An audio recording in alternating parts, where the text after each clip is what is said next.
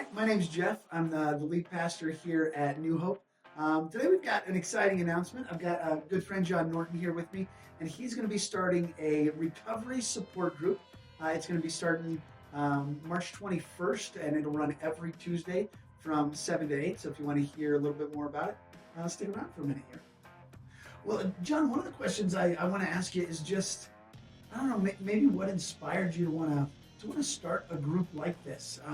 Now, obviously, I know a little bit of your story, but I think there's a bunch of people watching that might not. So, give us a little bit of your history and your background. Like, what's led you to a point where you say, yeah, this is the group that I want to be a part of right now? That's a good question. So 13 and a half years ago, I took my last drink of alcohol. And when I did that, I was at the end of my rope. I was at the end of the road, and I wanted to die. And at that moment, I had no relationship with God. I had no idea who Jesus was.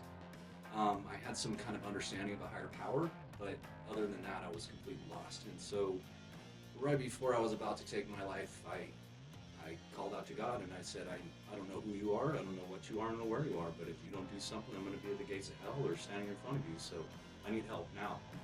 And at that moment, God reached out to me and spoke to me, and I haven't had to take a drink since. That Congrats, journey, by the way, man. That's just thanks, awesome. thanks. It's a way of life that, yeah, it's compared to none other, but that journey took me to the rooms of AA, Alcoholics Anonymous, and I got involved with 12 steps, and that really helped me to do two things. That got me in a fellowship with people that are like-minded.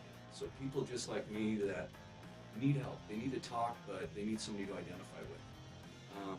And then the second part of that is that brought me to an even closer relationship with God. And that journey then took me to even a closer relationship and knowledge of Jesus Christ and who he is. And that was a driving force probably behind every single thing that I do today. It's just that love of God and the truth that Jesus presents us. Yeah. I think it's great how, like, we get into so many of these situations, and you kind of hear, well, going through this helped me to love God more and to love people more. It's like Jesus had those two commandments put together for a reason, right? Yeah, it's big. Absolutely. Yeah, thanks, man. So you kind of mentioned that joining this AA was getting to know people and getting to know God. I'm curious, how does the role of faith kind of work into this? What's the role of faith? What's the role of God and our Savior Christ in leading this group? So yeah, again, the most important thing that I found in my life was to have a relationship with God. That's the most important thing. I was powerless over other things, and so I had to find something greater than those other things. For me, it was alcohol or other objects, things. So I had to find a power greater than that, which was God. And so God is more powerful than anything else in this world. And with that, then I got to use that power to protect me against my addiction. So in a situation where I really wanted to drink, I really wanted to, go the opposite direction and really lead towards sin, I'd ask God to get in between me and the bottle, get in between me and the situation. And he showed up, and he certainly continues to show up all the time, and all I have to do is ask him. Yeah. I like that for a recovery support group. You mentioned, well, even though it's been 13 and a half years since your last drink, it hadn't been 13 and a half years since the last time you wanted to drink, right? Absolutely, and it's the insidiousness of alcoholism or addiction is that it'll come out of nowhere. I'm just, for an example, I was well over a year sober and getting off work one day, and I was getting into the shower, and the thought just popped into my head, maybe I need to get a case of beer in a bottle. I was like, whoa, where'd that come from? I don't do that anymore, Yeah. And I just had to, stop, God, let me sort this out and let me get my feet back on the ground and find out what's going on here. So It comes up, yeah. If we're not careful, we have to be vigilant all the time. That helpful bit of saying you're with like-minded people, that a group like this is, maybe they're not all struggling with the same thing, but we're all struggling with something. To have people that kind of understand that there are triggers, even if it's not the same one for everybody. Absolutely, and I think the biggest thing is that we're powerless. We're powerless over everything in this world except what we say and do. Right? And so without that higher power, then I'm in bad shape. So being with a group of people and a fellowship of people that are like-minded, that see life as in situations as powerless, we kind of speak each other's language, and that's what carries the depth in this. Is that It's not just some shallow, say a prayer and that. No, this is really diving in deep and getting to know who God is. Yeah, for sure. It's the most important. Awesome, thanks. So, John, you kind of mentioned your addiction is primarily was alcohol, but I imagine there's quite a few different kinds of addictions. So, what kind of addictions could people come to this kind of recovery support group with? Good question. That is, there's such a wide range, but the majority of people, it's drugs, alcohol, sex, pornography, food addictions, gambling addictions, anything that we're powerless over. It could be, I don't have control over my time. I don't have control over, watching TV. Sure. There's simply control over sports. I'm just so focused on. So there's several different areas, but the same principles work throughout any of those addictions. Yeah. First, now I'm feeling a little guilty because right before we were doing this, we were making a video for our March Madness, so I might need. And if I'm not mistaken, I think it's Tuesday night at 7 o'clock, and you're welcome to come too, because everybody's welcome, because everybody's got something that they want to talk about, or something they can talk about, Yeah. but don't want to talk about necessarily, maybe in public, so Man. private setting.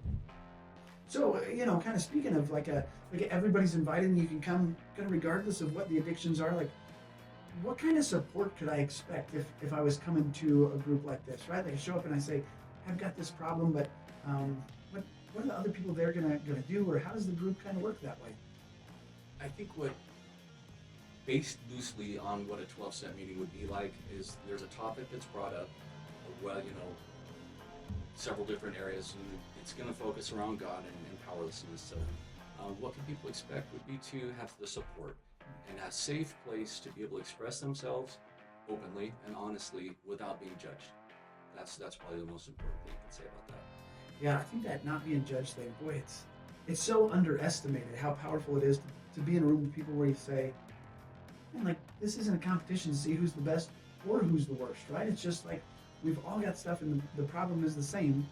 Like you said, we're powerless over something that we want to be able to beat and to overcome. And so what group helps with that? So, Absolutely. yeah.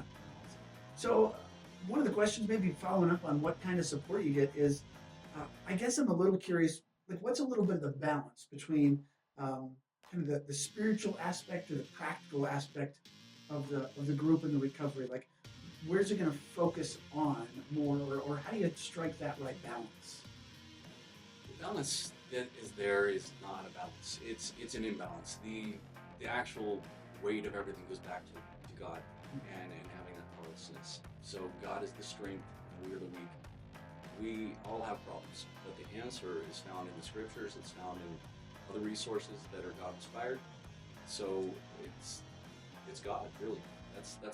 There's no balance. Yeah. So maybe John's looking at me and saying, hey, Jeff, the spiritual aspect is the practical aspect, right? I like that. Yeah, thanks, man. So, John, maybe you've got somebody watching this right now that's struggling right now. Maybe they're at one of these low points and they're trying to figure out, hey, is this a group for me to go to? And they're wrestling through that. What advice, maybe just to share with them, what advice would you give them?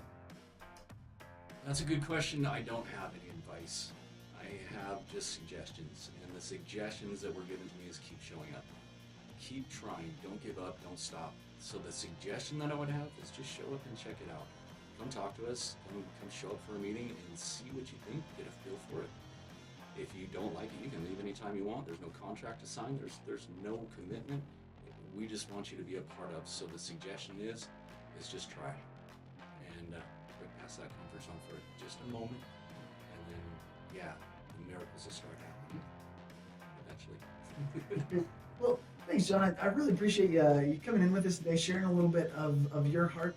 And I'm excited to see the good that this is going to do for so many. So if you're watching this, I just encourage you to show up, whether you make it for our first one on March 21st or any Tuesday after that. We'll be right here at the church, 7 o'clock. Come on in, get to know John a little bit better, get to know a bunch of the other men and women that are going to be showing up, and let God show you that there's more to it, that He's got a great plan for you.